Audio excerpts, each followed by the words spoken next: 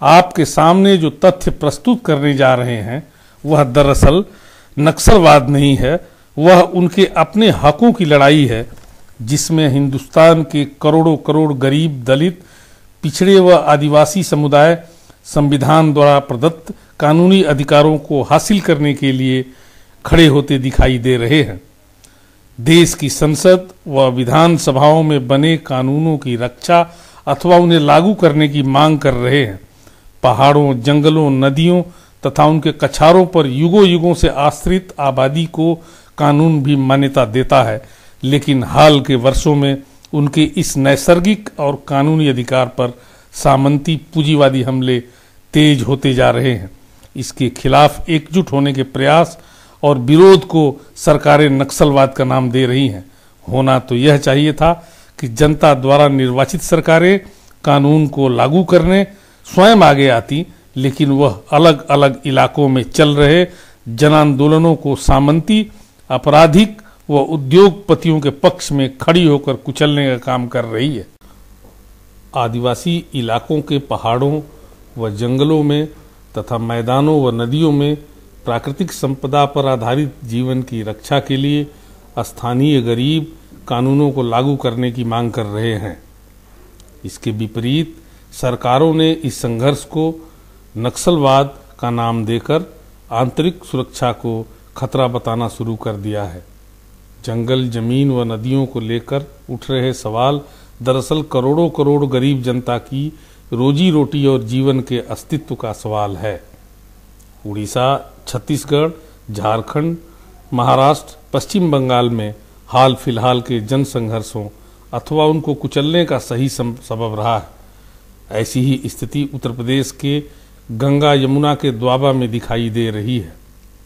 द्वाबा इसलिए कि अभी वहाँ की स्थानीय आबादी, खासतौर पर निषाद, पासी और मुस्लिमों ने अपने लिए बनाए गए कानूनों को लागू करने की आवाज़ बुलंद करनी शुरू की है। अन्यथा जंगलों पर आदिवासियों के हक की लड़ाई की ही भांति देश की प्रमुख नदियों पर और उनके कछारों पर हक का सवाल बहुत व्यापक है। लगभग उत्तर भारत की सभी नदियों के मैदानों में यह सवाल सुगबुगा रहा है और देर सवेर दलित शोषित जनता की गोलबंदी तेज होनी ही है। देश की आज़ादी के बाद गरीबों, शोषितों व आदिवासियों के साथ साथ किसानों के भी सवाल आर्थिक आज़ादी से जुड़े सवाल रहे हैं।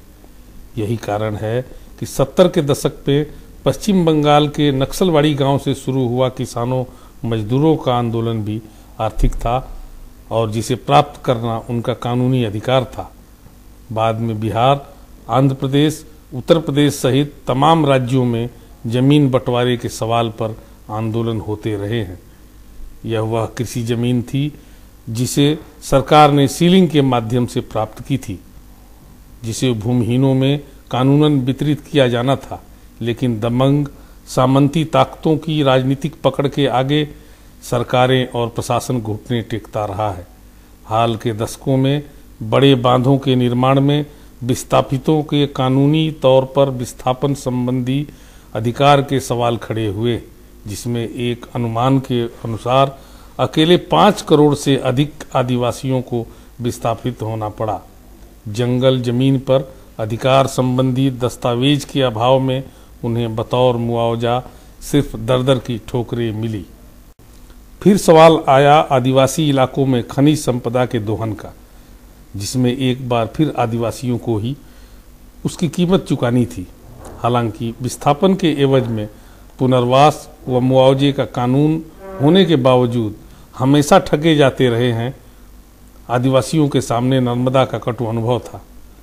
इसी तरह पश्चिम बंगाल में नंदीग्राम या सिंगूर का मामला हो या फिर उड़ीसा के जगत सिंहपुर, नियमगिरी, क्योज व पुरी में जबरन भूमि अधिग्रहण का ताज़ा मामला हो, सभी जगह स्थानीय गरीब जनता कानून को लागू करने की ही मांग कर रही है। मांग के तरीके में फर्क हो सकता है। इलाहाबाद और कौशाम्बी जिले के आसपास गंगा व जमुना नदियों के द्वाबे में चल रहे ऑल इंडिया मजदूर किसान सभा का आंदोलन काफ़ी महत्वपूर्ण हो जाता है। यमुना में बालू खनन बहुत पुराना व्यवसाय रहा है, लेकिन उस पर हमेशा से स्थानीय दबंगों, सामंतों और स्थानीय राजनीतिक दलों के नेताओं व सांसदों का दबदबा रहा है, जबकि कानूनन खनन का अधिकार और पट्टा सिर्फ निषादों को ही मिलना चाहिए, लेकिन व्यवहार में ऐसा कभी नहीं हुआ।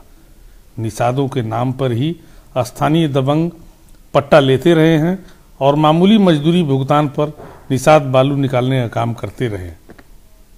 कुछ वर्षों से बालू माफिया ने मशीनों से बालू खनन का काम शुरू किया तो बड़ी संख्या में लोग बेरोजगार हो गए और परिणाम स्वरूप निषादों ने हाल के वर्षों में एक बड़े इलाके में आंदोलन करके बालू खनन की मशीनों को तोड़ दिया।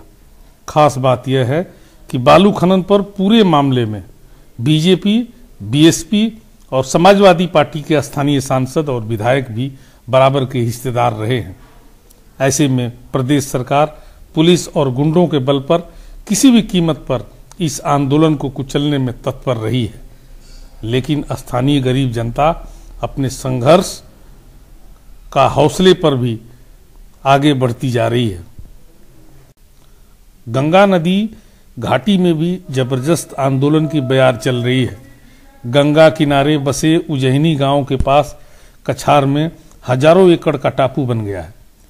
इस जमीन का वितरण स्थानीय गरीब आबादी, जिसमें निषाद, पासी और मुसलमान भी शामिल हैं, को वितरित किया जाना मुख्य मुद्दा है।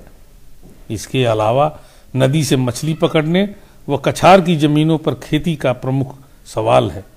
इसको लेकर आंदोलनरत जनता पर पुलिस, पीएसी और सामंती गुंडों ने मिलजुल कर कई हमले किए हैं, लेकिन गरीबों के हौसले में कमी नहीं आई। बीती होली के 1-2 दिन पहले गुंडों ने पीएसी की मदद से गांव पर हमला किया, जबकि सभी घरों के पुरुष फर्जी मुकदमों में या तो गिरफ्तार थे या फरार थे। ऐसे में हमलावरों ने महिलाओं को मारा पीटा ही नहीं, बल्कि पुलिस ने नाबालिग बच्चियों तक को गिरफ्तार कर लिया। कौशाम्बी जिले की घटनाओं की गूंज दिल्ली तक भी पहुंची तो महिला आयोग ने दखल कर बच्चियों व महिलाओं को छोड़ने का निर्देश जिला प्रशासन को वाया राज्य सरकार के भेजा। साथ ही कछार की जमीन पर खड़ी फसल को भी गरीबों को काटने का निर्देश दिया।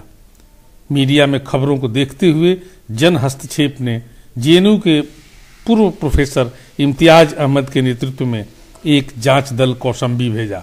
जांच दल ने भी वहां मिले तथ्यों पर पाया कि एक तरफ देश भर में मनरेगा के तहत ग्रामीण रोजगार कार्यक्रम चलाए जा रहे हैं, तो वहीं कौशाम्बी जैसे पिछड़े जिले में गंगा यमुना से परंपरागत रूप से रोजगार पाते रहे लोगों का रोजगार प्रदेश सरकार छीन रही है और यह सब बसपा के सांसद और उसके लोग कर रहे हैं।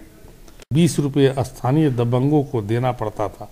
इसी तरह मछली पकड़ने के बाद उन्हें जबरन 30 से 40 रुपये प्रति किलो खरीद लिया जाता था, जबकि बाजार में दबंग उसे 100 रुपये से अधिक कीमत पर बेचते थे।